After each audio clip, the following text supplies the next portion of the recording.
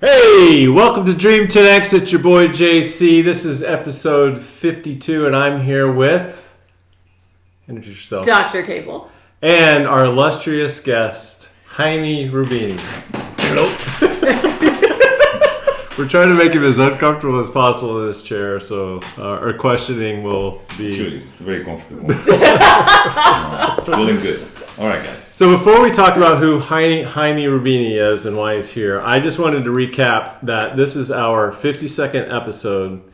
And as we've discussed in all of our podcasts up to now, we wanted to do 52 episodes and we wanted to do it in 1 year. And it's taken us a little over 2 years. And here we are with our 52 episodes. And I just wanted to recap real quick who all we've actually talked to in person. And as we've talked about in many of our episodes, I'm an introvert, and Cindy's an introvert too, but as a programmer, software engineer, I've always wanted to kind of get out of my shell a little bit and not be as comfortable sitting behind a computer, and wanted to talk more to people and see how they actually live their lives. See how they respond. And get out of my comfort zone a little bit. So I think we've done a pretty good job of that. The first episode, we talked to Evelyn Grace, who's my daughter. She was a rising senior in high school. She's now a sophomore at Virginia Tech. Mm-hmm. We've talked to Steve, Liz, Vaughn, Aiden, and Aiden Jordan. Yes. And since we've talked to them, they have moved on. The son, Vaughn, has joined the Navy. Yep. He just finished boot camp a couple months ago. And Aiden is now looking at the Coast Guard. He wants to join the Coast Guard. Yep. We have talked to national team canoeist and paddler Pam Boatler, who is a big proponent for women actually paddling in the Olympics. I didn't know that women could not paddle in the Olympics as a canoeist. Did you know that? No. Yeah. Well, she's a big proponent for that. Yeah. And now women can actually participate in the Olympics in canoeing. We talked to MIT aeronautical engineer Jaime Byron. Do you know Jaime? Yeah. Jamie. Yeah. Sorry. You're Jaime. Jamie Byron. Yes, thank you. Spells the same, huh? Spells the same. Spells the same. We talked to Jamie. Yeah, it was good talking to him. Entrepreneur, naturalist, and aeronautical engineer. We've talked to Senior Director of Engineering at Google, David Renson. Mm-hmm. We've talked to a tattooist, political aspirant, and entrepreneur, Kelly Green. We have talked to a family of ciderists at Buskey Cider out of Richmond, Virginia, really learning how they develop cider in their business. We've talked to Dr. Sarah Kessens, who's an ocean rower. She's a PhD in molecular and cell biology and an aspiring astronaut, and our dog is going crazy, so you just got to take care of him. She's out of Christchurch, New Zealand. We've talked to mountain biker and extreme athlete Gretchen Reeves, who is a participant in Amazon Prime's Echo Challenge Fiji. Did you watch that at all? No? Okay. But her team was in that competition. It was really interesting to talk to her. We've talked to sailor, photographer, entrepreneur, artisan, and adventurer Nick Jaffe, who lives in Australia. We've talked to Chris Hopkinson, who's local. I think he lives in Maryland, who paddled the entire Chesapeake Bay, north to south, trying to raise awareness for oyster health in the Chesapeake Bay. Nice. And now he's furloughed that into a race. He has a SUP paddleboard race every year in the Chesapeake Bay. We talked to multi-hull pioneer Jim Brown, who is an avid sailor, of course, a boat designer. He's an entertaining author, and he lives down in Matthews, Virginia. We loved really talking about Jim, and I often wonder how he's doing. I need to touch base with him. Karen Way, who is the CEO of Avoca, and she's a rancher at Avoca Farm in Paris, Virginia. We talked to her. We talked to Brandon T. Adams, who's an entrepreneur, author, and investor in Orlando, Florida. And finally, we talked to global entrepreneur Jeff Hoffman, who is one of the key leaders and one of the key people who started Priceline.com. And that was also in Orlando and Florida. And so today, for our 52nd episode, we are here talking with Jaime Rubini. Thank you so much for joining us. It's a pleasure having you. So context, how do I know Jaime? I I don't really know. I see you every morning at like 4:30 in the morning I see you. for rowing practice. We say hi and we mumble and we go about our practice. And it's been like that since since I started rowing at Alexandria Community Rowing. Then? So like 2008, something Wow. like that. Yeah. So for 10, a 12 long years. time. That's a long time. Yeah. And I thought, it'd be a good time to like now learn more about you and to pick your brain about Introverts! I guess we'll learn about each other. Huh? and you're Cindy's coach on the sweep team Yeah. at Alexandria Community Rowing. And so we just wanted to find out a little bit more about your upbringing, how you got into rowing, how you got into, I guess, entrepreneurship, running your own business in Old Town Alexandria, and just sharing a little bit about your lifestyle and how that all came to being. So if you don't mind just starting out, where you come from? Like, where were you born? Like, what's your family? In Lima, Peru. Lima? Yeah. Okay. 1950. 1950. Yeah. July 1950. Right in the middle of that year. July 15, 1950. Lima, Peru. Yeah, Lima, Peru. And I did family not into rowing or anything like that as far as I knew. Yeah. Later on, I learned, like I was telling you, that my grandfather had row for 1906. 1906. 1906, your grandfather rowed. Yeah, but So what was the body of water there in Lima, Peru? Lima is we row actually in the ocean, in the what they call the Cima, in the point of Lima that is called Callao. It's a seaport.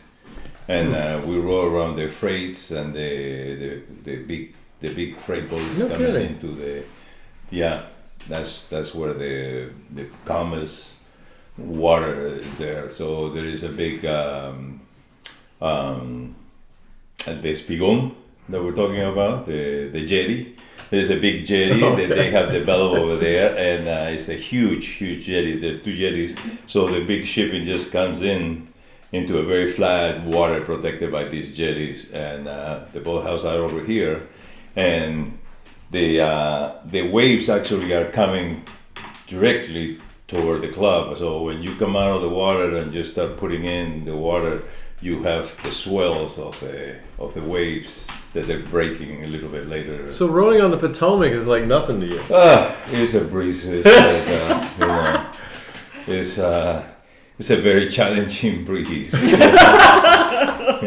There's too many other, things going on in the Potomac that you don't get in the ocean. But it's still,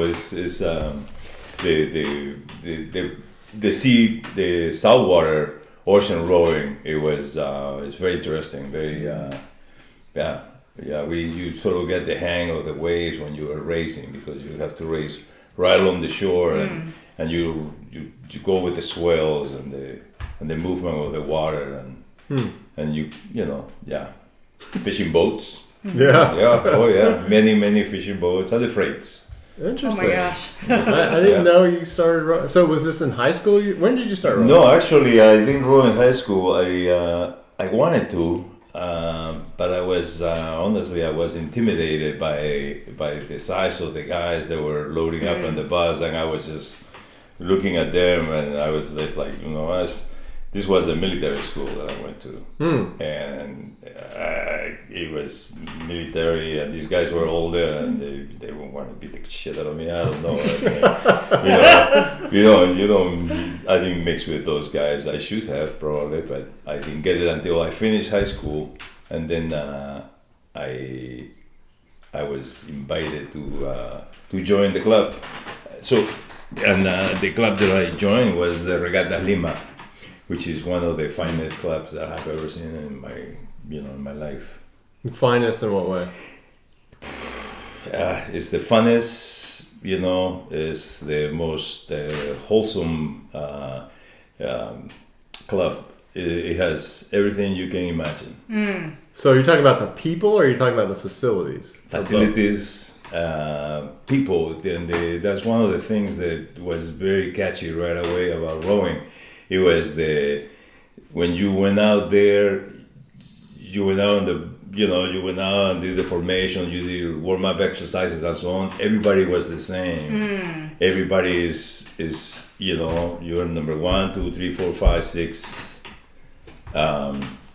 So it was, no one was like, I'm the governor, I'm the, I'm the sweeper or whatever. Everybody was the same. And that was one of the things that probably I was like, very attracted to it. We were equals, and we just look at each other as all equal, and it was all about, now let's get on competition and get the stroke right, get it down. So how tall are you? How tall were you? I'm very tall. I'm like 5'10".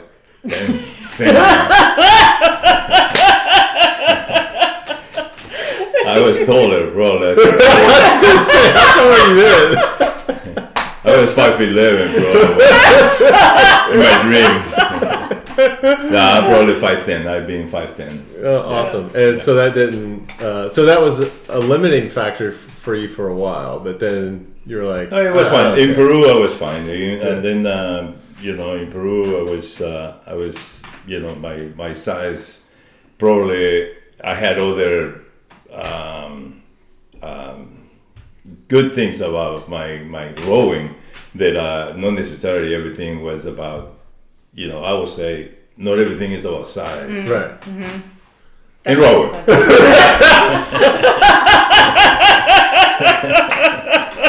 Now that's a t-shirt. That is a t-shirt. You please got that. Done.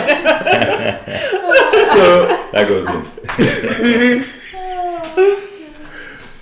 So did you start rowing? You started rowing after college? No, I never went to college. High school, I meant. After high school. After high school. And you weren't in college at the time. You just joined this club and went. I tried. I never did. Went to college. Awesome. Yeah. No, So- I don't know. It could have been all being awesome, all going to college also. I don't know. Yeah. I study of life. Yeah, that's right. That's the way it you should be. Yeah. So what else were you doing at the time? Studying to get into college.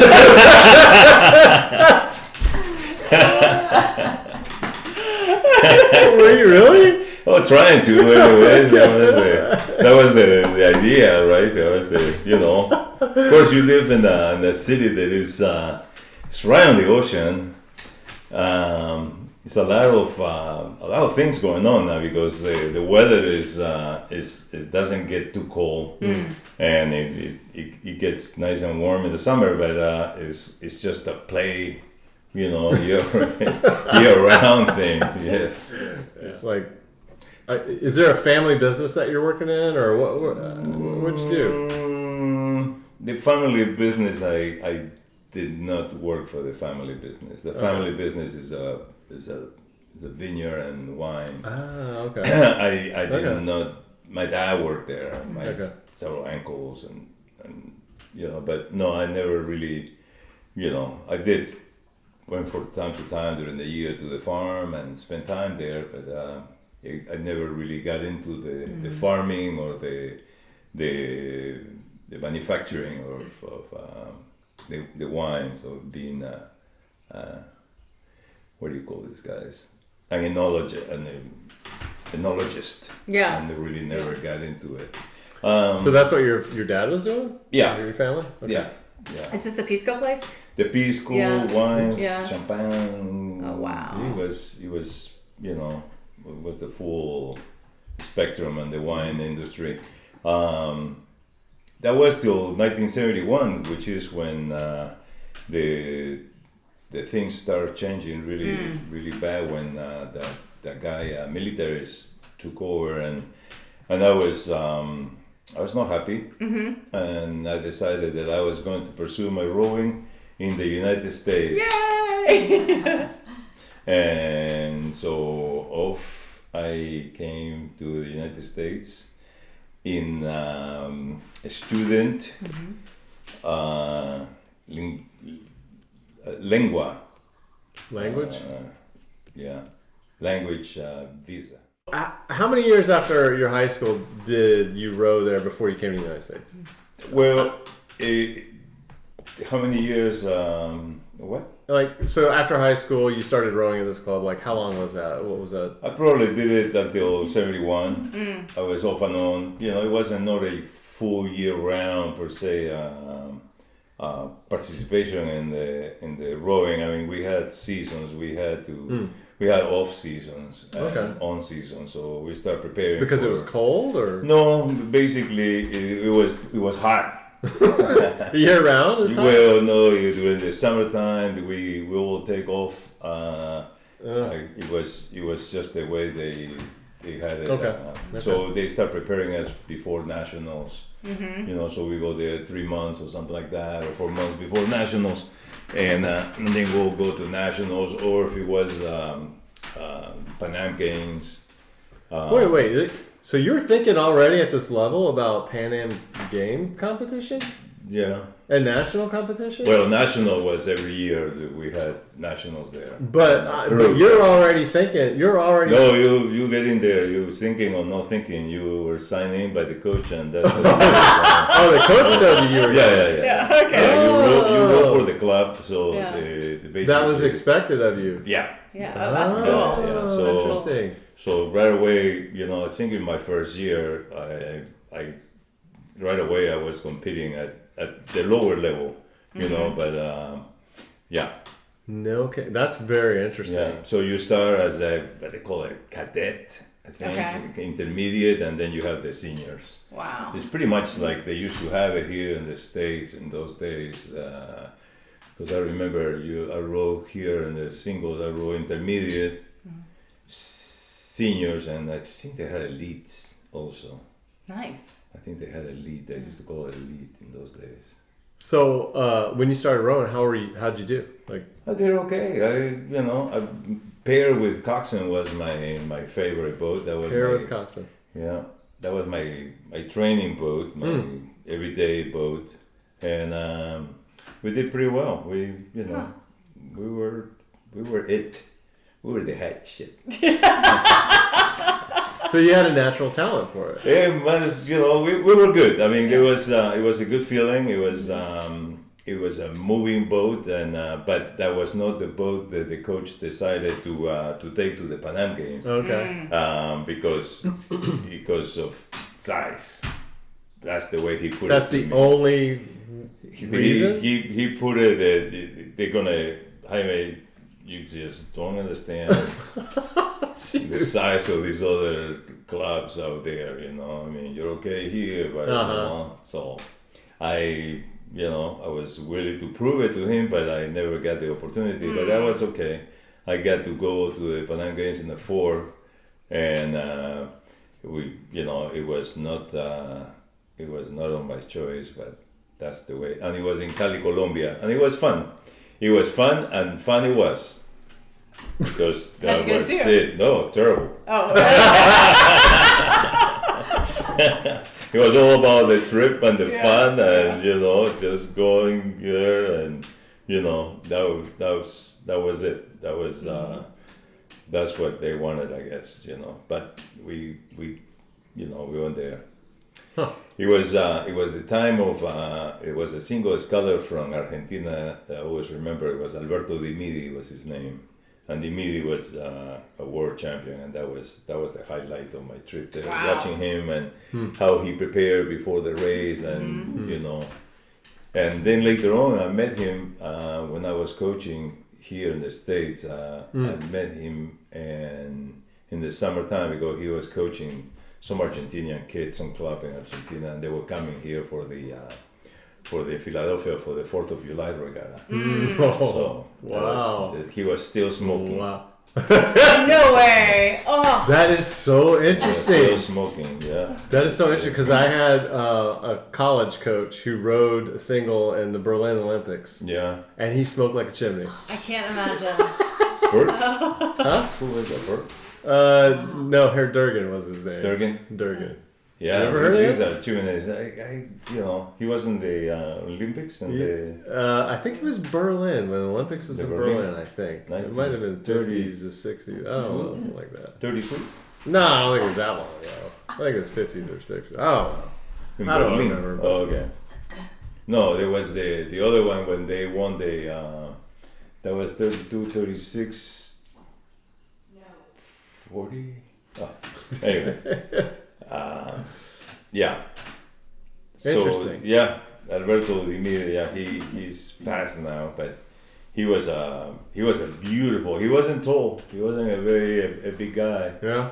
We're pretty much about the same. Maybe he was 1 inch taller, but I mean he was very fine, very tremendous finesse. That was all about it.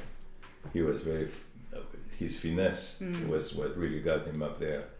He was very, very a fine rower. Yeah. Who were the coaches at the time that really impacted you? Do you remember their names or anything? And what was it about? Well, the coaches at the time? the guy in Peru, the guy that I like, his approach and his coaching was Federico Calmet. Actually, he was Peruvian, and then when I came to the States, I was coached by a Romanian lady. Romanian. Anna Thomas, and she was very incisive. She was very totally dedicated, and she was very positive, and she was very influential. Yeah. So when you came to the States, where did you go? Where was it? I finally arrived to Philadelphia. Philadelphia. Yeah, and that's where I was rowing. And what brought you to Philadelphia? It's funny that you ask. A woman? This guy, no, it was rowing actually. Yeah? It was this guy in Peru. He mentioned to me, if you're going to the States to row, look for Vesper Boat Club in Philly and talk to Jack Kelly. Oh, wow. Talk to Did Jack you know Kelly. Jack Kelly? I didn't know Jack Kelly. Oh. Did you meet him? I met him. No kidding. Yeah, I met Jack. Holy And, crap. He was I arrived to Philly, and I was hitchhiking, and when I arrived to Philly, my English was very poor. I mean, poorer than what it is right now. But it was interesting. This guy, he picked me up, Bob Agren. If you ever watched this, Bob, thank you again. You were really Bob Agren. Agren. He picked me up from the highway and took me to his house. And the next morning, just some random guy picked you up. What? That's the beauty of the thing, I mean, I was blown away by the people, here in this country. They were so good. Anyway, That's a different country. Yeah, it is. He picks me up. He picks me up in New Jersey. He said, "Where are you going?" I said, "Philadelphia." "Where?" "Boathouse." Vesper. So he drives by the bridge, and he said, "That's the Boathouse Row." "Which club?" "Vesper." "Vesper." "Okay. Well, it's dark now. Let's go. I take you to my house." So he took me to his house. In his house, he has this similar to this chair. Yeah. Similar to this chair, but right here he had a leather emblem, a leather like a crest, Oh, wow. and it's the Peruvian crest. No. Yes. So Holy I'm cow. like, do you know what this is? He said, yeah, some random chair, that I pick up. Anyways, it was interesting from then on. So Bob, he left the keys with a note, help yourself. Wow. Good luck finding your club. Maybe we'll see you. Maybe I see you. Maybe I know. Don't steal my stuff. Don't take my chair. Is that what you said? Don't steal my stuff. Whatever. Don't take the chair. So Wow. I went over and I walked to the boathouses and I checked on Vesper, and I noticed that the club distribution, it was the boats downstairs, and then they had like a living room or gathering place and so on, and then upstairs they had the living room with the kitchen, and the beds, the bunk beds. Bunk beds with, and then there was a kitchen area with a table there, and with, of course, a cat. Vesper was his name. Vesper, yeah. So I decided I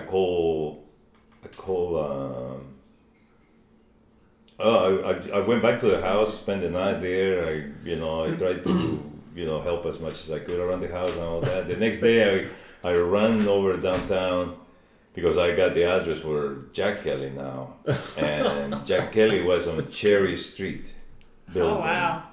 In the original brick building there. There's probably, yes, it still stands there. Yeah, everything else is high rises and new buildings. But I remember the secretary says, "Do you have an appointment?" I said, "No appointment. Came to see Mr. Kelly." So he,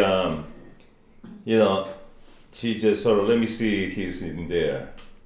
So I walk in. She said, What was he at I thought he was like a bricklayer. No, Jack was, so I walk into the office, and Jack Kelly is like this. Jack Kelly is like that, and he's sitting on his Peruvian leather chair. What? No, I'm kidding that.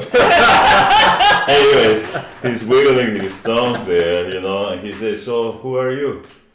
I told him, and he said, "Why you come to see me?" And I told him that this friend in Peru, he had a role with him, and in Syracuse, I think it was Syracuse University. That's where Ivan Divos from Peru had gone to school.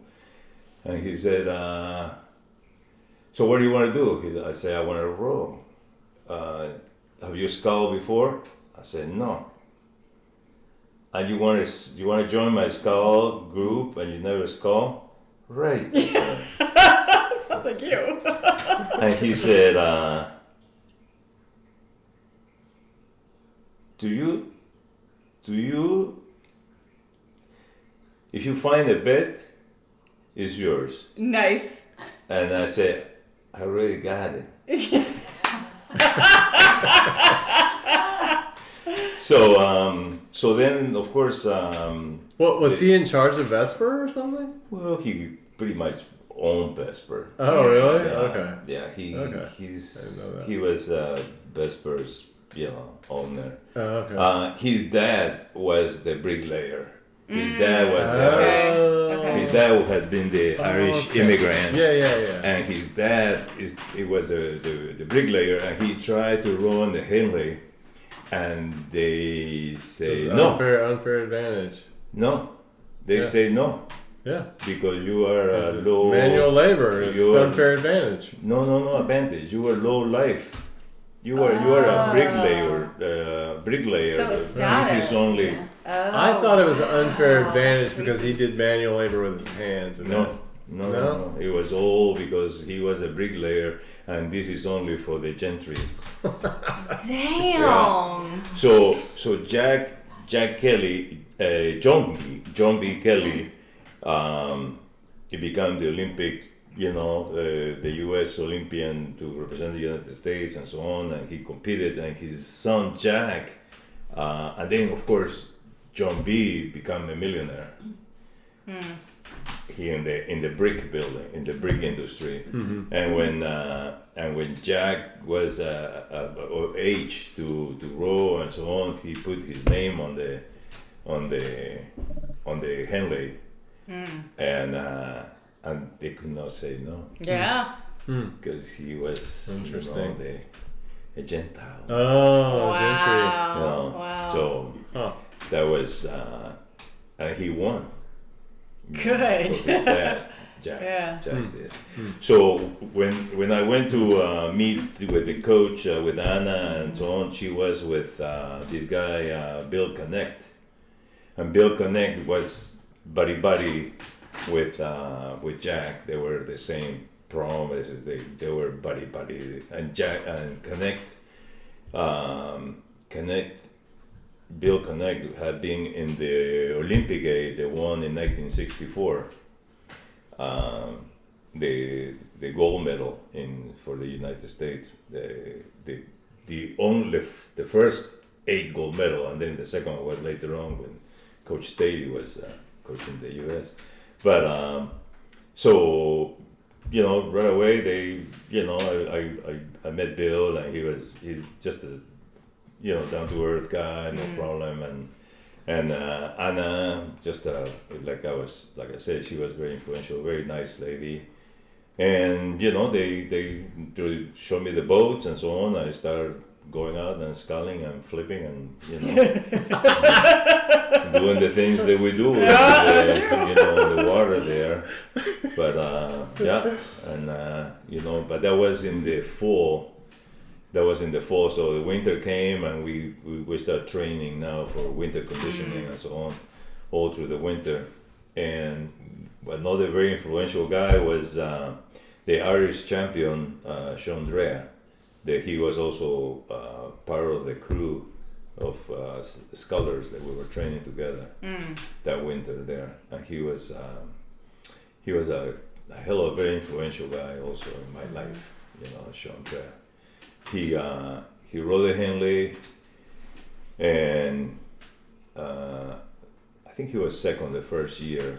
He was in the final, and he thinks that they was not a very fair race.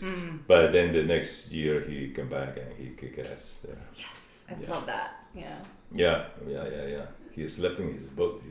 Yeah. He didn't, he stayed with the boat the whole time. Yeah. He didn't leave it alone. Yeah, that's what he told me. He said, I slept with my boat. All right, man. I understand that. Yeah. Shit, what happened in those days. But anyways, and then of course there were a bunch of other guys that were rowing there in Vesper. The Vespoli was there. Wills, the Dreisaitl brothers were rowing there. These were with a sweep team. We were in the sculling with Anna.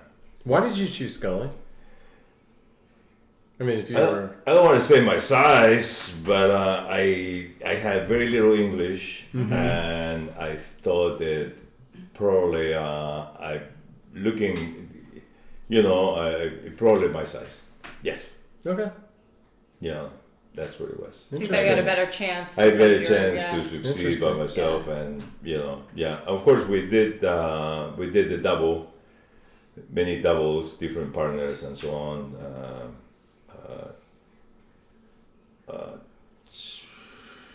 I had several partners. Chuck, I don't remember you, Chuck. Chuck. Chuck, yes, but we had a great rows. Cortez was another guy. Sinclair also arrived there. All these guys were fighting for bunks in the boathouse? No. As a matter of fact, I stayed for a while with at Vesper until I met Sean. And Sean, The guy sleeping in the boat? Sean was, I don't know where the hell he was sleeping. But, the Irish guy came, and we started to train and all that together. And one day he says, hey, how would you like to have your own bedroom and come and live with me in my house? So I was like, where is it? He said, it's not too far from here. It's Nottingham Parish. I remember it was Nottingham Parish. So he took me over there, and it was pretty dilapidated neighborhood. You know, I think he took me to the house where they were selling the property, and he bought it for $300 right there in cash. Wow. So it didn't have electricity. It did not have water, sewer, toilets.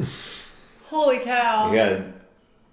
It had a broken door. You know, it was in a very Hey, what, was he trying to charge you rent?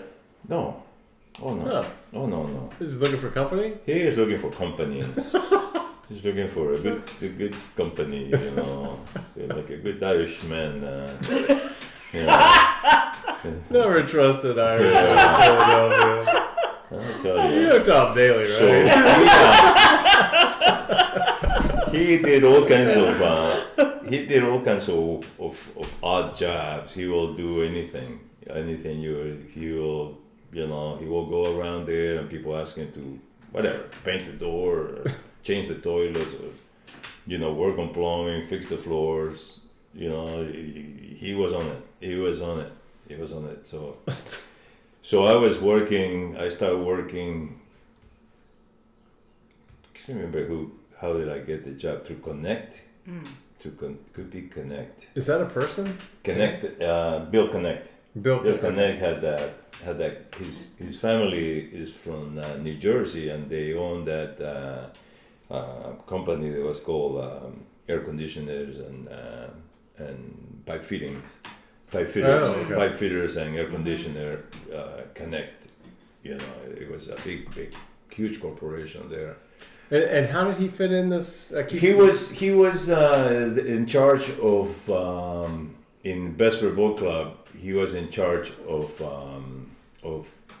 the scholars. And As a coach, or no, as a member of the club, he was overseeing the whole, what was going on there. And as a matter of fact, he probably was in charge also of the sweeping group, because in the sweeping they have this guy Rosenberg. No, it was Rosenberg. I think it was Dietrich. He was the coach for them, and he was a German for the sweepers.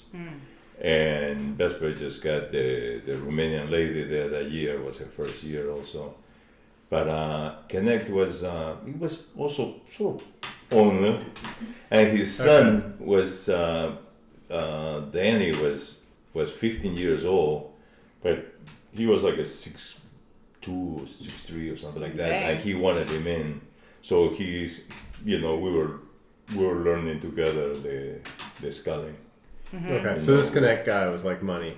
He was He money, was the money and helping and also, like I said, he was he had row in the Olympics. Yeah. And, Oh, and okay. won the gold medal in the 8 Yeah. with actually when Rosenberg was the coach, Oh, wow. with Alan Rosenberg. I don't know if you. I know Alan Rosenberg. Yeah. I know of Alan Rosenberg. He was the coach then? He was the coach at 1964 U.S. national team. I didn't think he was that old. He was a coach. I didn't say he was an old coach.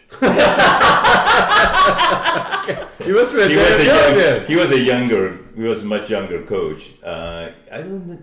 Obviously, he had been a coxswain, coming out of some college or something, and he had done the national team probably and so on. I really don't know much about his. So he was in Vesper at the time, because he was coaching on the Potomac for a while. He was not in Vesper. Oh. He was not in Vesper. He got the national team together, a bunch of guys there from wherever he picked them up. I don't know, but they probably trained in Syracuse, because that was a big training center for a long time in Syracuse. But just like nowadays, you see the national team training in Florida, they're in California, they're training here in Princeton, so they're all over the place. They train wherever they, the seasonal sort of a thing, or they have kids, they have clinics here, they have, clinics over there, so they really, It's like a traveling team. You know, some kids can afford it. A lot of them they don't. Okay, so speaking of affording it, so you're rowing at Vesper. What did you do to buy food, and what, were you working? What was your income? I got a job working in a restaurant, the 2601, and that's right on the parkway, right in front of the museum. And I got a job there, and you're a waiter? I was a bus boy. Oh, wow. That's rough. I believe before that was later on. Before that, I find me a job. I apply in one of those buildings behind. This is the museum. This is the 2601, and this is Fairmont Avenue, and all those pretty places we see right now on this avenue, and the penitentiary is right here. Oh my gosh. So right behind there, in this Italian neighborhood, they used to have these buildings, 3, 4, 5-floor buildings, and I got me a job as a bus boy. No, excuse me, bundle boy. Bundle boy. I was a bundle boy. What does that mean? A bundle boy. A bundle boy is a boy. It sounds very naughty. I did a bundle boy for a while. I walk into this building and they told me, well, you start on the 3rd floor. So I will go to the 3rd floor, and there were these seamstresses there. So, you know, they say, okay, you got to move those bundles. You got to move them to the next floor, or you got to move them to that other end of the room because, you know, somebody finished sewing the sleeves, they need the collar, whatever. I mean, I didn't work. So it's like I just had to line move. of- I just had to move bundles from one seamstress to the other one. So there were all these seamstresses. All day long. All day long. They were sewing their life away, and I was bundling them. So you would row in the morning? We were rowing in the afternoon. Only rowing in the afternoon? We were rowing only in the afternoons, and that was it for in the right away fall. And then in the winter, we were doing also in the afternoon. At that time, we were only doing it once a day. Okay, so you'd bundle boy. I bundle boy, man. And then you have to work, you go row. So, and later on, I got a job. Somehow, I got a job on this restaurant, and that was very good because that gave me instant food. And, and also enough food to pick up for my buddy, Andrea. Because we already have moved to that beautiful, you know, what do you call Chateau over there in 19th and Parish and Street, and I will take food for that guy, and he managed to go down the basement and connect the electricity. Yes. He also bootlegged the water somehow, so we had water. We had no toilets yet, you know. Oh, what'd you do? Holy. Oh, wow. You gotta poke it in. Yeah. You gotta aim just precision, right, too. Just you know, involving. we just, you know, I mean, down to earth, man, you know. I mean, until he did a job. Wow, I gotta see a picture of this place. Yeah, he did a job, and then all of a sudden he showed up with this toilet. This used toilet, but it still was a toilet that he Got in the brought. hole. So what was your dream at this time? You're going through all this pain. You're living in a crappy place. It was no pain. It was beautiful. I mean, it was so enlightening and lively. And, how old were you? You know, 21, 22. Oh, Okay. wow. Yeah, Just that's a good age. starting out your You life. know, yeah, it was independent. absolutely. But what was your dream? Like, why? What did you? Just keep on rowing and you know. And that's it. You just wanted to row. That was it. Yeah, there was no money. No Olympic gold. Yeah. It was all about the rowing, getting to the Olympics. That's what I mean. Okay. Yeah. That's your dream, right? Yeah. You gotta have an objective to go through the pain. It was all, you know, but what did you want? Like but the single living- sculls or quad or did you care? Like double? Oh, which boat? Yeah. We train in singles. No, but what did you want? What did you want to do? What was your dream? We single. Single skull. Yeah. A single. Yeah. Yeah. You know, it's all about you, right? Yeah.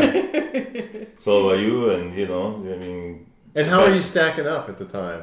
Like, what were your? Pretty good. I was doing pretty well. I won my division, my intermediate national. Wow, So that's amazing. And then the other regattas that we had around there, I don't think we had races or anything like that. But I was coming along, and all injury that I had already it came back one day. Oh. What was it? What's it? It was the knee. It was the left knee. Yeah. No kidding. I lost the sensitivity on my leg. I just went numb. No. I just went numb. No. It just went. I couldn't find it. Yeah. It went away. I don't know what happened. It was. Pinched nerve. I don't know. I went to the doctor, and the doctors were very hesitant. You know, for a while I had to use the A cane? the helpers. A walker? ¿Cómo call it? The muleta. Oh, crutches. The crutches. Yeah, they had to use the crutches for a while, and because I couldn't feel it. Yeah. I mean, it was no. Oh, it feeling. just went. It just went. Permanently that's numb. It wouldn't come back. It went. No, not even just a pain there. No, it went like I couldn't. Wow. It was like what? Yeah. So, anyways, that eventually, little by little, it started coming back, the feeling, and I started walking, but a pain is starting to occur now on the knee. And, you know, I mean, seeing the doctors were like, you know, they didn't have the MRIs or sophisticated, they had the x-rays, and they like, well, we're not sure. I mean, it could be something there, but we have to get in there. But if we cut, then we're gonna dig around in there until we find something. Yeah. And so they decided, well, see how you do, and then you know. So the pain remained there, but I live with it, and then I continue. I row, and the next year was. Did it come back magically, or what? What? The feeling? The feeling. The feeling come back. What did you do to make it come back? What was it? Just you know, some exercises, some physical therapy, and so on, and little by little start coming back, and the feeling come back, and I could withstand. Interesting. Yeah, the pain was still there for years. I had the pain. Now it's gone. Interesting. But I wrote my senior year in my senior what do you call the group, you know, you finish intermediate, you move on to the next level, the senior level, and I was we had the nationals that year in Camden, New Jersey, yeah, and it was coming pretty nicely, and I thought I had him, and all of a sudden this guy from Mexico just beat me by a second. And No! Yeah, Ouch. right at the end. So it was second place to somebody from Mexico? Somebody from Mexico. Yeah. Mexico. Yeah. Mexico. How could somebody from Lima lose to somebody? And beat all the rest of the gringos. You know, where is this country going to?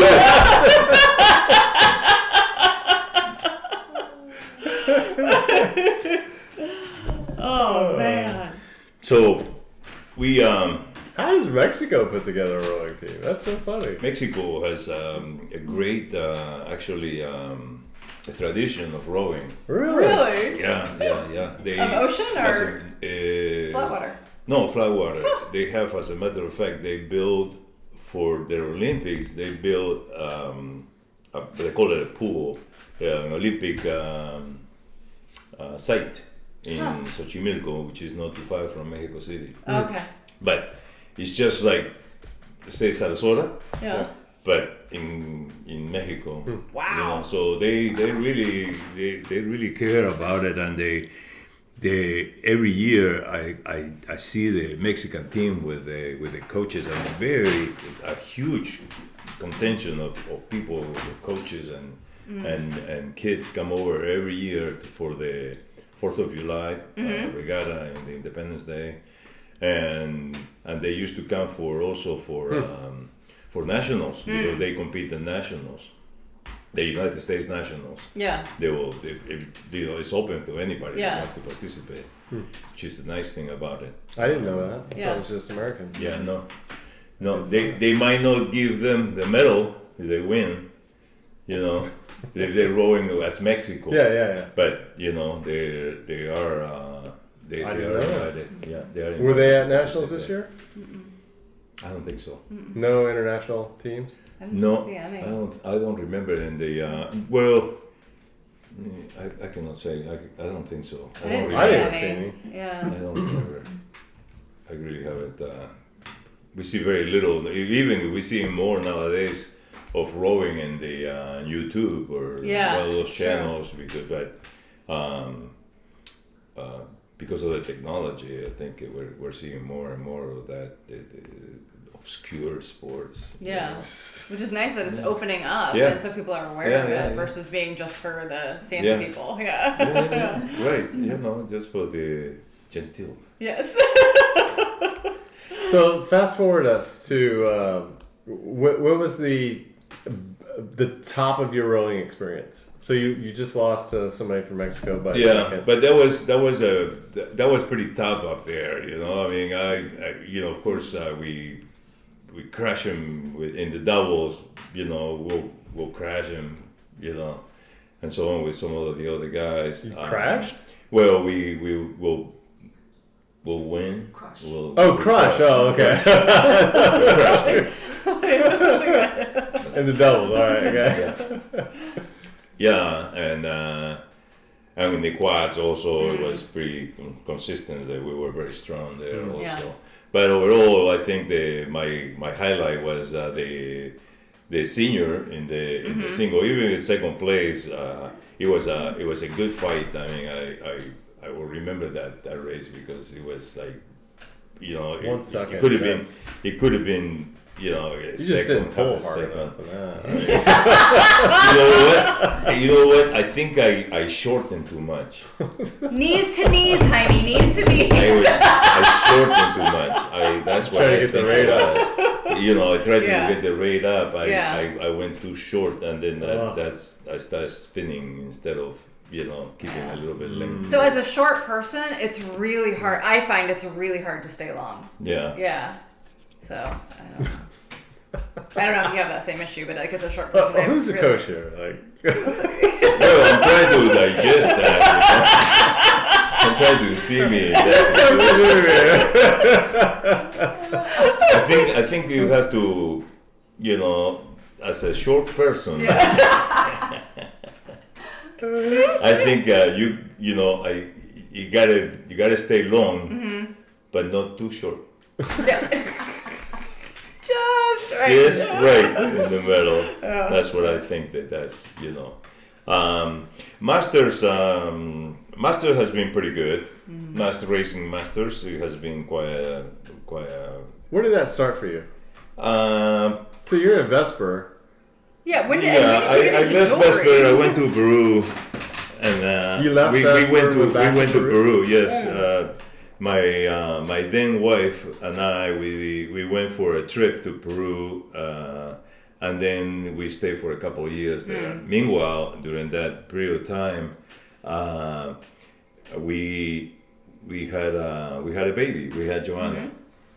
She was born in Peru. She was born here, but we were living in Peru. Okay. So she came back and delivered here, and then she went back, and we were living in Peru. And meanwhile, I was rowing, back in the regatta, in the Lima, and rowing for the club over there. And shooting for something or just fitness? No, just fitness mainly. Yeah, it was fitness. But we were rowing the nationals and crushing. We were crashing, or cruising. Yeah, crushing day. Cruising. We're cruising. Orange crutch. Cruise. So we wrote. I wrote that for during that period of time, off and on, and and then I totally went away from rowing because when we came back to the States, we came back and we opened up a business of imports, and that was like handcrafts, and in the handcrafts there was jewelry and Where are you living? we were living in Alexandria. We arrived and we were partnering with my ex cousin, and he was in the jewelry business, and he sort of pointed, maybe Alexandria will be a good place to start our retail location. And so we came by and we rented a place about the Old Town Flower Shop on King Street. Oh wow! No kidding. Yeah. 113 King No on the second floor, and that's where I was because him and I, we didn't get along too well in business. We were fine as friends, but in business we had disagreements, so we split. And but we I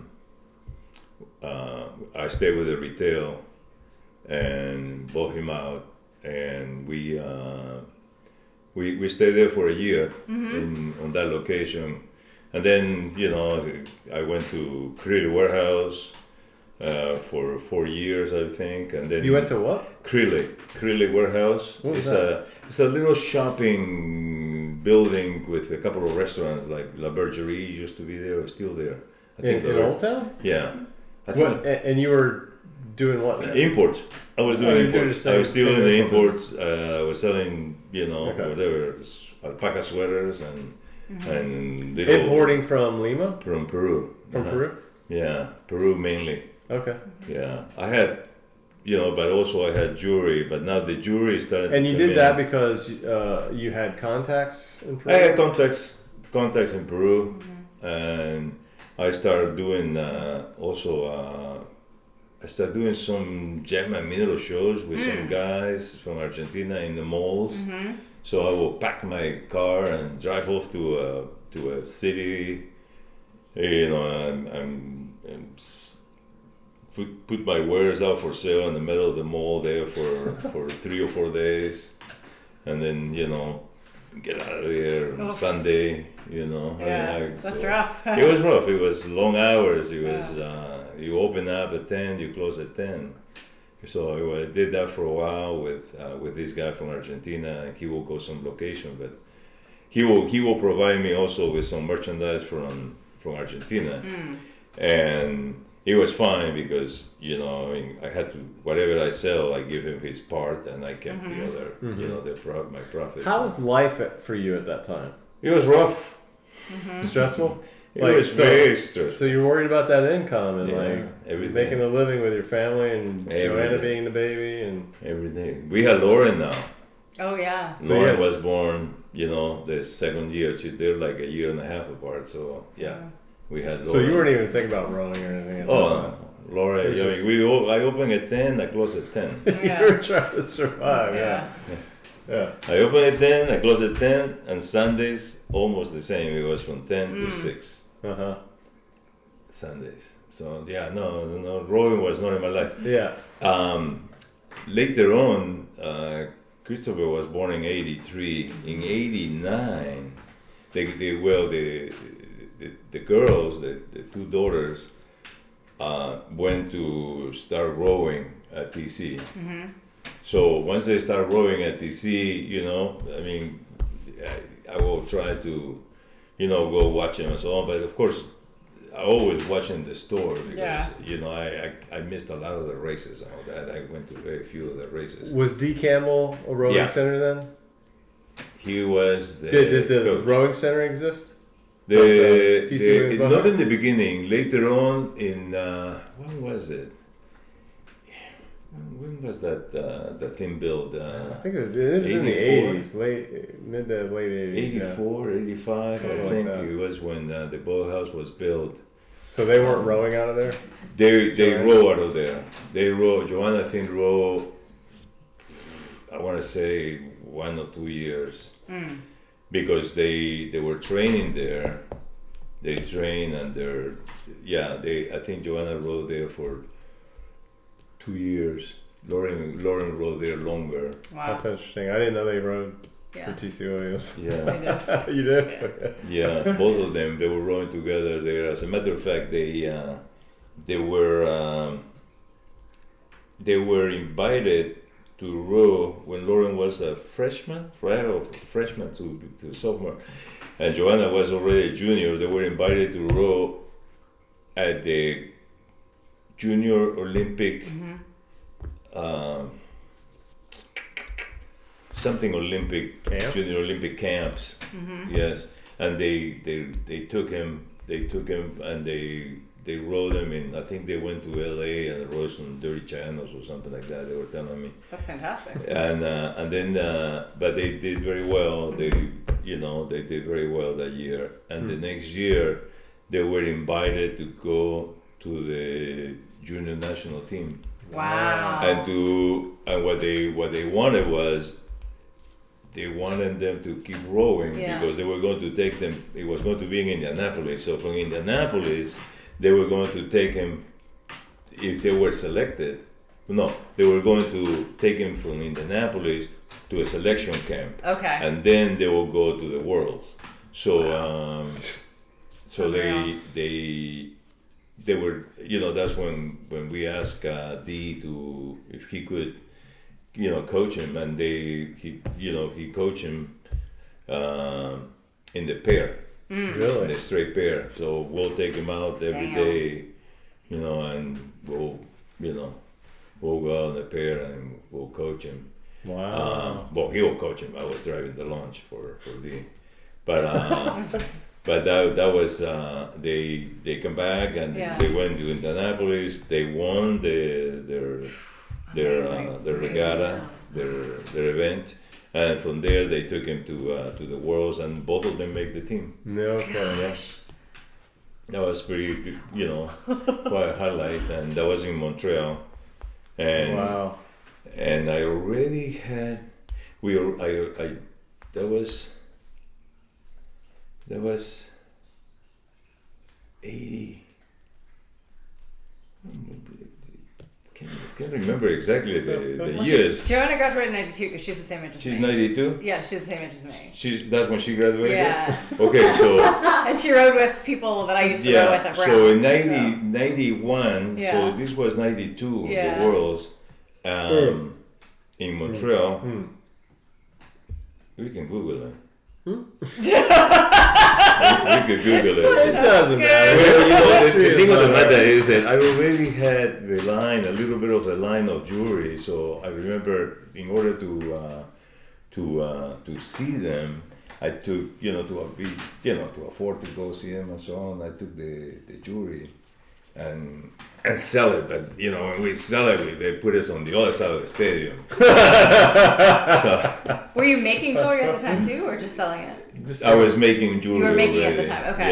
Yeah, I was already making jewelry. Yes, and they just to be quick about the jewelry making is I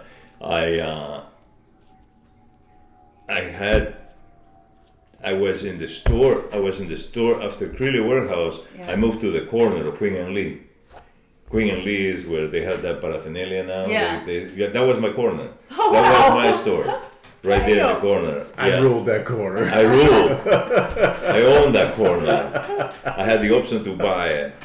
And anyways, when I was there, I was a friend with this guy, Pedro Petruska, and he was in a torpedo factory, and one day he was a lapidary dude that I like to go and see his work there from time to time. Was that stone? Some kind of stone? Yeah, he was a gem cutter. Gem cutter. So one day he strolls by the shop and he said, "Hey Jaime, they're going to be teaching some jewelry classes over there in that jewelry store over there in on the shopping center, and I signed up and Loved it. loved it. Yeah. Loved it. Yeah. So that's how you learned jewelry? That's how I learned jewelry. And that was Amazing. that was in the That's torpedo amazing, factory. yeah. No, it wasn't in the torpedo factory.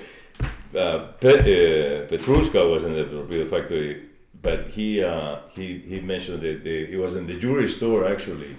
So I went to that jewelry store. I think it was like once a week, and it was like 7 o'clock till 10 o'clock. But but I just loved it, and because people were already getting me, stuff to repair and so on. And for a while, I used to take him to this other guy that used to do repairs for me, and then the brother that worked for me, one day he comes by, he's visiting us, and he looked at I said, look at this beautiful work this guy just did repairing this. He said, you can do better. I was like, I never even touched a torch. How do you know? Anyways, that was very interesting. That he mentioned. He said to me, "You can do better than that." And anyways, later on. Whoa. Yeah. Why did he say that? I have no idea. He saw potential in you. He saw potential. He had faith in you for some reason. I have no idea. Out of the blue, he said, "You can do better than that." And I hadn't, never touched the torch. I never, I was just, cleaning the jewelries and selling the sweaters and the stuff. And you had an eye for gems, obviously, too, because you did the gems. Yeah, well, I was learning about gems and all that, but it's funny that he mentioned that, and that stayed in my mind. That totally stayed in my mind. But then when I went to over there to that school, I mean, the guy was an awesome jeweler. The guy that was teaching that class, and Randy Hain was his name, and he was. Then he later on left that store. He opened his own shop over there in St. Charles, way down in Maryland, in St. Charles. And anyways, until the deal, because I had the option to buy that corner, fell through, and. In that time, we were living in Rosemont in a little one of those Sears Roebuck houses, but where? Still on in Rosemont. Okay. We had purchased a little house there. Sears Roebuck, I know. Yeah. We know that. One of those houses there. Yeah. So we, I keep driving back and forth or biking back and forth through that Width Street, and I noticed that building went for sale. So. We apply, and of course the guy that owned the building, Russell Brown, Martin Russell Brown, he was just a wonderful gentleman, because he was a lawyer. He practiced there his law, and he helped us tremendously economically, and he pretty much took us under his arm, because he will take us to dinners and things like that also. But he just helped us a lot with the purchasing of the building there. That, by the way, I just finished a couple of years ago, paying for it. So Congratulations! That's huge! It was Awesome. huge. Wow! Yeah. He was very, just about 2 or 3 years ago, I finished paying for that building. Wow. That's amazing. Yeah. Wow. I know. So life is good Yes. in the United States. Yeah. I know how things happen. So the kids they compete in that world, and they come out pretty good. I mean, Joanna went to Brown, and Lauren stayed, of course, one more year at TC, and later on she went to BU. Yeah. I think she wished she would have gone to Brown, but she didn't want to follow the sisters. Yeah. But the parties were at Brown. Yeah. How far back was your son? He's about 8 years. Yeah. Oh, okay. So he's not even on this in high school yet. Not this yet. point. Junior high. Not yet. He was, flying the kites and, Yeah. looking at the fish and throwing the rocks and. And he didn't end up rowing at all? We will go. When the club opened up in 1989, several members of the club were allowed to bring boats in and so people can use it. They can use it, but also with some other members also of the association can use them. But so one of the boats that they brought in was an Alden, a double Alden, and I'll put him on the Alden, and we'll take it out and we'll go across the river to close by the Wilson Bridge. We'll go over there and go fishing. Nice. Okay. So I he didn't know he was rowing, but he was rowing. Yeah. He was rowing. What was the best that your daughters did in their rowing competition? Was that at Worlds? That was the best that they.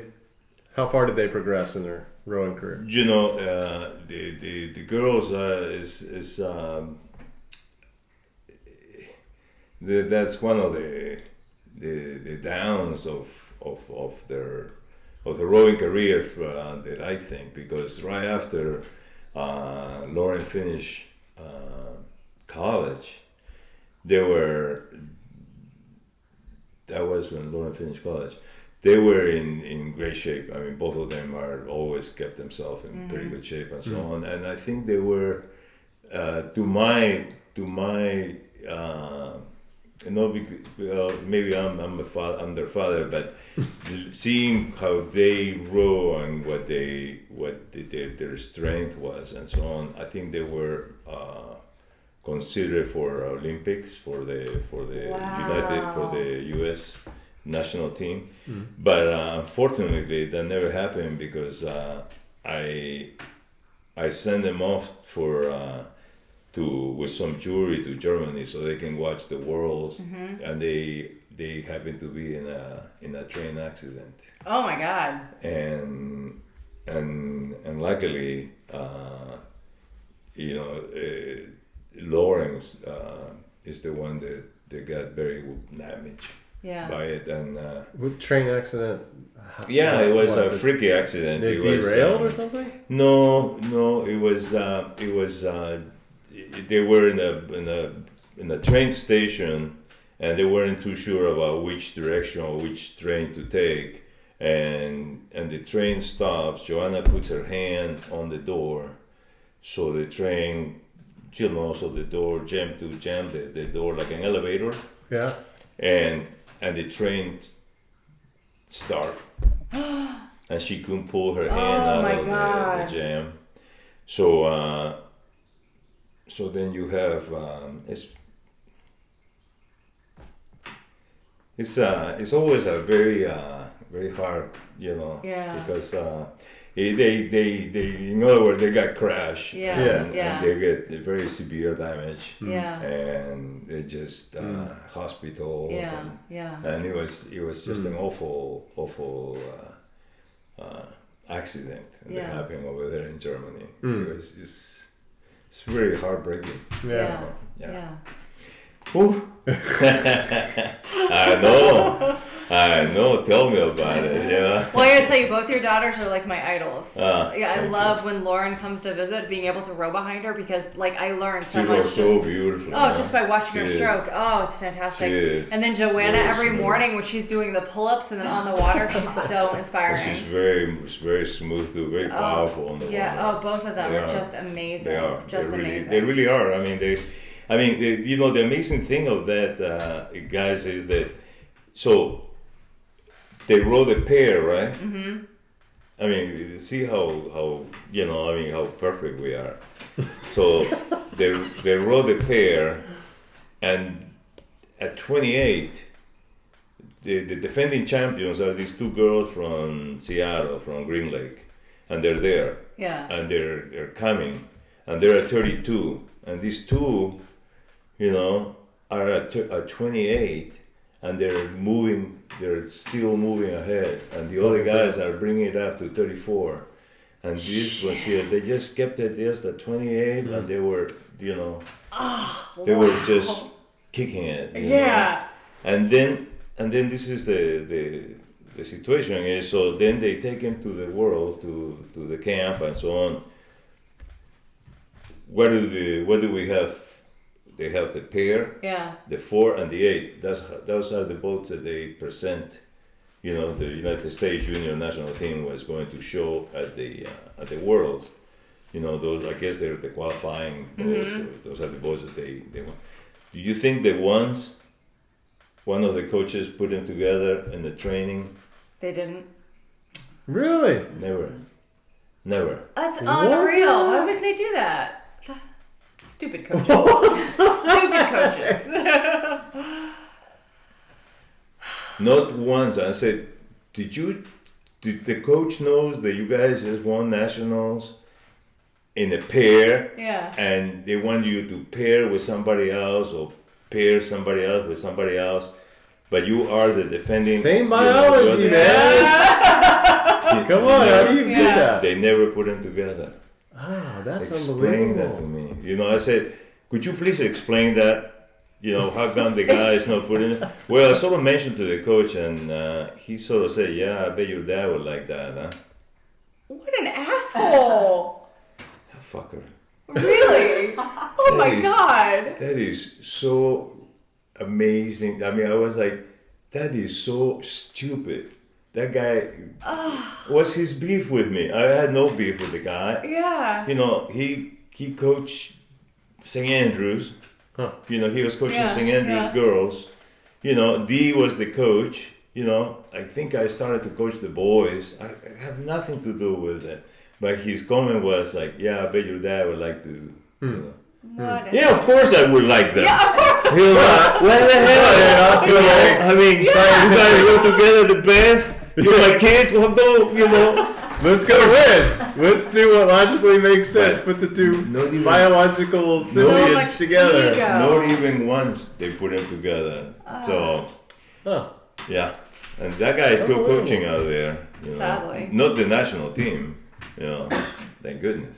Because, There's so much we could get into coaching, but I know it's getting late. I don't want to keep picking your brain, but I do want to touch on a little bit about how you've tried to think about building your life around your family business and then your passion. The growing and coaching. I think I was. I wouldn't want to say I was suffocating or something like that, but I was working, and I had, my days of soccer had come to an end because... Your days of what? Playing soccer. Soccer? Yeah. So I was playing soccer in between, before I start doing the... He never talks about any of this in the mornings.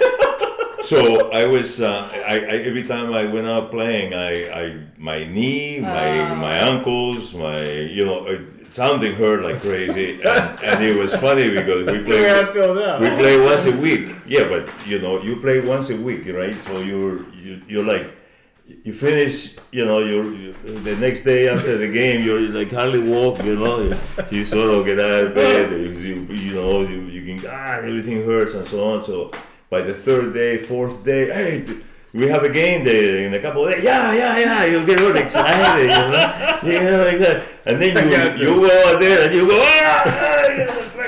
I still got it. Your back, you pull your back, your knee gives up, and your ankles start swelling. So it's like another, 3-4 days later, I got it again. So after years of going through that,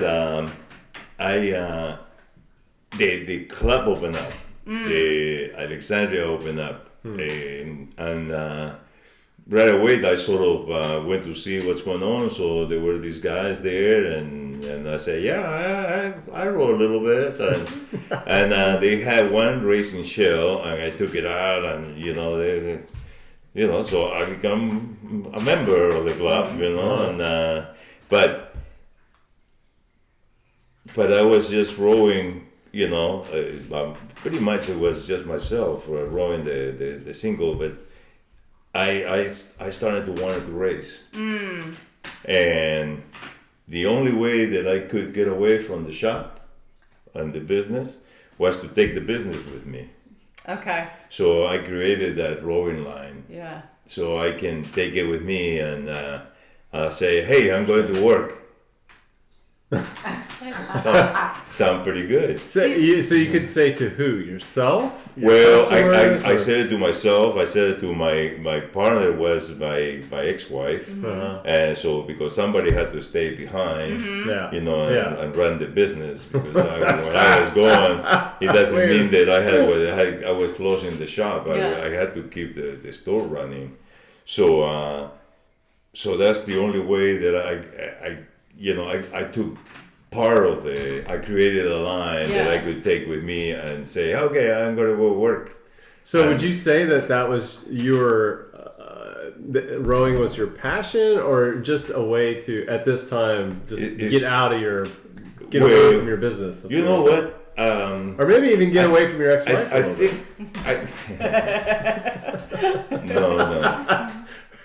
No, I think it was as a matter of fact, my ex-wife, her name is Susan, and she was a hell of a good rower. She was a fine, strong, very, very good, very powerful rower.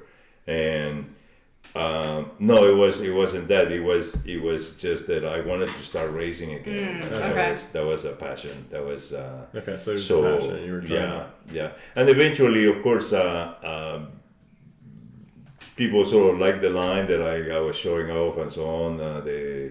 And I was able to sustain my expenses and so on, and bring a little bit of money into the shop also. And that way also allowed us to hire somebody else to stay in the shop, and we both could go now. Nice. And show the wares, and at the same time, go and participate in regattas and row. Yeah, it's tax write-off too, being able to do that. That's nice. Yeah. So you'd go and race, and you put up your tent. Yeah. There are many races that I have gone that I just I will drive my truck, I park it there, and go row, and of course afterwards I come back and open up the shop and all that, and try to sell some of the stuff, but. I believe it was in 1989 is when I first show the first pieces that I had made in Miami. Oh wow! As a matter of fact, Miami. Yeah, in Miami. What was the? I think it was the Masters. I think it was U.S. Masters. Nationals or something. Yeah. Okay. I think it was the U.S. Nationals, and the next year I went back to Miami. Now a little more with more wares, more stuff to sell, but it was the Worlds, and it happened in Miami again. So 2 years in a row they had Masters, and the next year they had the World Masters. And did you row in that? Yeah. Nice. Yeah. World Masters. I didn't even know that was a thing. Yeah. As a matter of fact, World Masters in those days you used to have to qualify. So you have semis or heats and finals. Nowadays you race, and that's a race. That's a final. But in those days they were having they were using the heats and finals progression. Which it makes more sense to me. Have if you have enough people entries. To have elimination, it was fun. Yeah. And Miami is, tough place. Yeah, especially that club of Miami is right on Key Biscayne, and the club has a beautiful little pool right there on the. So everybody was. They had the Jamaican, I don't know what kind of band they had there, but everybody was dancing around the pool, and sounds awesome. It was was quite a party, right there. It was fun. It was. Well, of course, the people, the directors of the regatta, the people that run the regatta, they were like, "Oh my God, let's finish this." Yeah, they were exhausted. Kind of like this interview.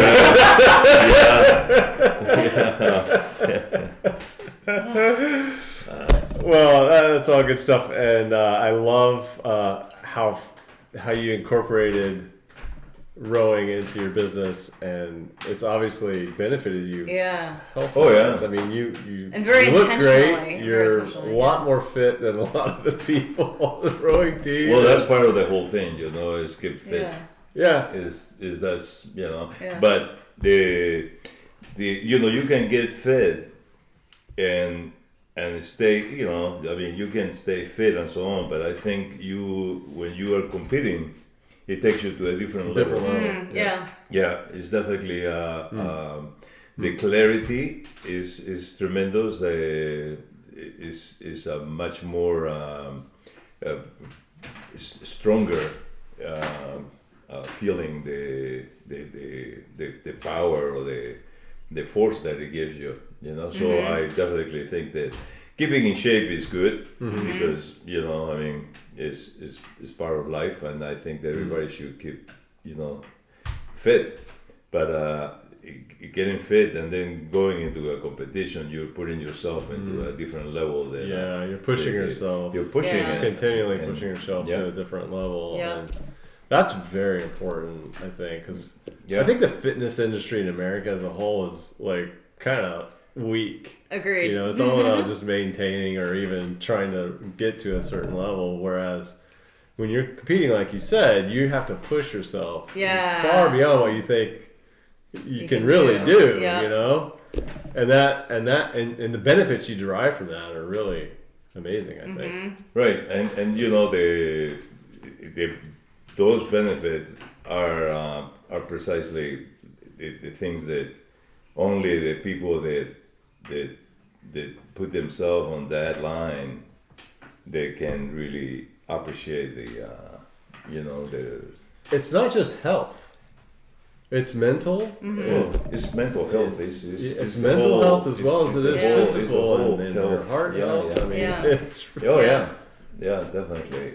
Maybe it seems obvious, but it's not obvious. Like there's like you get really nervous going to a starting line, and being that nervous, and then having to negotiate the stakes for like a 2,000 meter start, or and I can't imagine doing that in single. And lining up and racing, and doing a all single that. like that. That takes a lot of mental strength to do that. Because at least like when you're with other people in a boat, like you're all in that state and you're all together and that solidarity. But in a single, man, you're out there by yourself. It's another level of intensity. Yeah. Did you sign yourself for the head of the Potomac? Yeah. He's in head of Charles. He's in the Charles too. Yeah. So you do it in the mall? But I feel like I'm broken down. Like, that's another thing I want to ask you. So like my body just hurts. Yeah. Like, my back is killing me. Continuously. Like, did you ever deal with continuous back pain? Well, he had knee pain. He couldn't walk. No, it's true. I mean, I was just telling Joanna, I mean that I'm hurting. I'm tired. Yeah. But that's why you have those power naps. Sure. They help. Yeah. You gotta take him, you gotta take him from time to time. You gotta take him, and also the pain and that, that's amazing because you go from you're like this, you drag yourself to the boathouse, and all of a sudden you're perk again, right? And then you're sitting on the boat and you're perk again, and of course at the end of it you're totally drained and you're a piece of cloth, But in the same token, I mean, just getting yourself up there, and you are so tired, and then you had the best row, that you have for the longest time, and that's you have to take that through the day, to the next day. You have to, but it's and then of course you have your day of rest. Day? 1 day. Just 1 day? At least you take 1 day. Yeah, it's 1 day. How many do you take? What do you give yourself? Like 1 day. Well, just 1 day. Huh? Yeah. Okay. Do you do other things besides row? Other than scythe your yard? Cut trees with a saw for real. Well, we go to a Sheng and we'll move dirt around and all that. But no, I I like Sydney. Yeah. Okay. She does a great weight training and conditioning. Sydney. She's like does an online videos for lifting and right now she's doing like 3 times a week because she just had a baby. Yeah. She's just doing curl with 25 pounds and all that. Yeah, right. Hey, maybe yesterday we're good. Yeah. I mean, I'm a little bit slow because I just had a baby, so I have to light up the weight. But no, she's pretty awesome. Yeah. And there's a lady also, Roberts. I can't remember her first name, but Roberts, I think, is the last name. And that's an online video as well. That's it. She does also. Just like Sydney, every day she has a video every day. She produces a video. Yeah. But I think they're just compliments, and besides that, I don't go out for runs or anything like that. Okay. Probably will go in the boathouse. We do have the bicycle and the skier. Yeah. And sometimes I do that. Okay. I would do the skier or the bicycle for a while. But I do that at home. I also have a bike, so I do a bike there at home and watch some soccer games. Okay. Can't play it, but I can watch them. There you go. That's awesome. Yeah. Well, thank you so much you're welcome. for talking to us. It's been a privilege. And I was wondering if you could give us some Peruvian Spanish, something that you could think of, like, as a last closing. A Peruvian is Spanish. Something, I don't know, just some closing. You got me with that one.